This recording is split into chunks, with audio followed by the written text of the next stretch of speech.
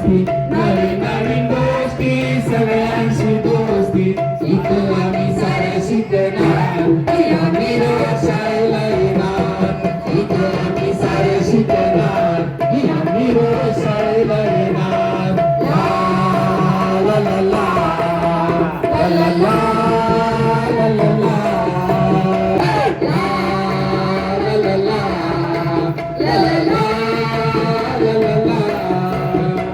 लिहूनी वाचूनी शिकवणी सवरवणी, लिहूनी वाचूनी शिकवणी सवरवणी, आपला कुणी होऊन जाणार, आम्ही रोज शाळेत येणार, आपला कुणी होऊन जाणार, आम्ही रोज शाळेत येणार. ला ला ला ला ला ला ला ला ला ला ला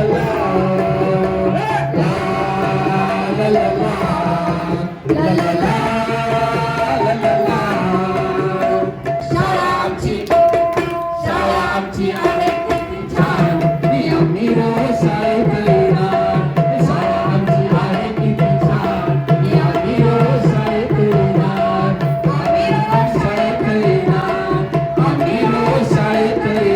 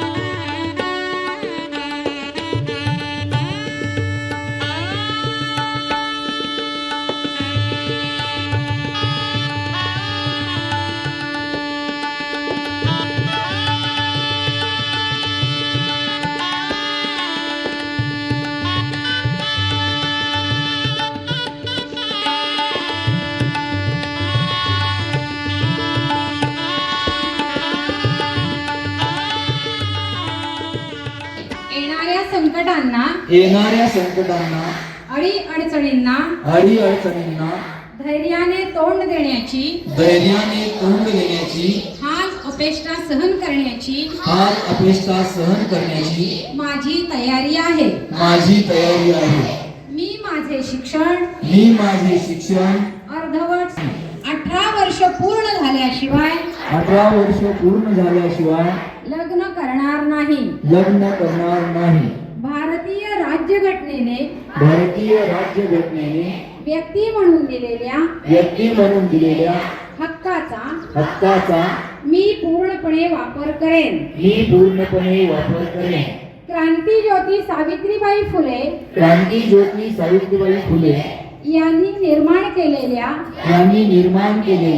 परंपरेचा पायीक होण्याची पात्रता माझ्या अंगी यावी म्हणून मी सदैव प्रयत्न करीन. देशाला प्रगतीच्या मार्गावर नेणारी सुजाण नागरिक बनेन. सुजाण नागरिक बनेन. जय हिंद.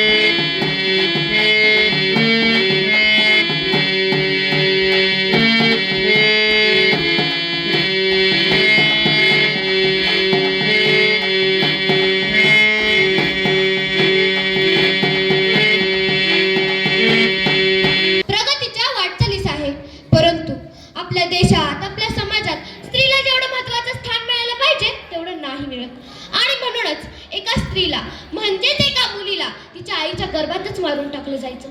तिच्या जन्माअगोदर तिचं बालपण हिरावून घेतलं जायचं. तेव्हा आपल्याला कोण अधिकार द्यायचा हो?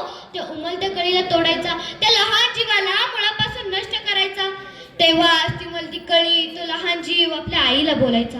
पुरुषत्वाच्या ओझ्याखाली लपलेलं हे जग उघड्या शृंगाईनाने पाहायचंय. पुरुषत्वाच्या ओझ्याखाली लपलेलं हे जग उघड्या शृंगाईनाने पाहायचंय. काळाच्या पडद्यात रडू नको आई, अगं आई काळाच्या पडद्यात रडू नको आई. आता मला जगायचंय, आता मला जगायचंय. त्या काळात जर सावित्रीमाईंनी आपल्या मुलींसाठी जर पाऊल उचलले नसते तर कदाचित तुम्ही आम्ही इथे दिसलो नसतो. आणि त्यांच्या या प्रयत्नांचेच फळ म्हणून आज या ज्ञानपंढरीचे वारकरी म्हणून तुम्ही इथे शिक्षण देत आहात आणि आपण शिक्षण घेत आहात. तुम्हा मैत्रिणींशी खरं तर इथं संवाद साधत असताना मला आवर्जून सांगावंसं वाटतं, सकाळपासून अत्यंत आनंदाच्या वातावरणातले तुमचे चेहरे बघून मनाला आनंद वाटतो. का? कारण हा आनंदी आणि हसरा चेहरा काही काळापूर्वी उंबऱ्याच्या आड आणि दाराच्या आड बंद होता.